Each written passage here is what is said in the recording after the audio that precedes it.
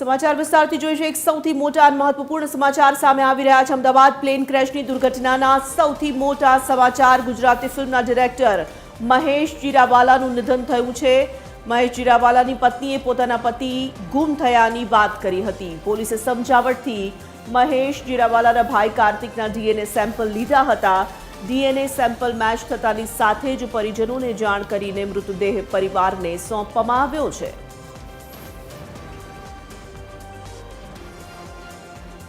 Phone line पर संवाददाता संजय दवे जोड़ाई चुक्या है। संजय, गुजराती फिल्मना डिरेक्टर महेश जीरावालाना निधनना समाचार सामे आवी रह्या छे। शुं आखो आ घटनाक्रम रह्यो, शुं जानकारी? बिल्कुल तोरल जे रीते कही शकाय के जे अमदावादनी अंदर विमान क्रेशनी जे दुर्घटना घटी એને લઈને અનેક લોકો નિર્દોષ લોકોના જીવ ગુમાવ્યા છે।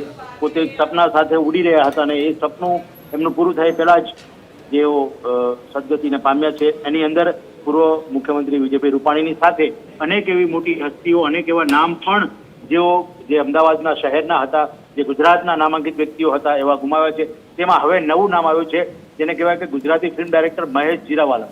મહેશ જીરાવાલાનું પણ નિધન થયું છે કારણ કે પરિવારે ઘટના બાદ એમના મહેશભાઈના વિશે પૂછપરછ કરી હતી અને ત્યારબાદ એમના વિશેની તપાસ થઈ હતી અને ત્યારબાદ એમના ભાઈ જે છે કાર્તિકભાઈનો ડીએનએ સેમ્પલ લેવામાં આવ્યું હતું। કારણ કે જે રીતે સમગ્ર પ્રોસેસ અને સમગ્ર જે ઘટના ઘટી હતી તોરલ, તેની અંદર તમામ બોડી જે બળીને એ પ્રકારની આખી પરિસ્થિતિ થઈ ગઈ હતી કે લોકોને ઓળખવા મુશ્કેલ હતા।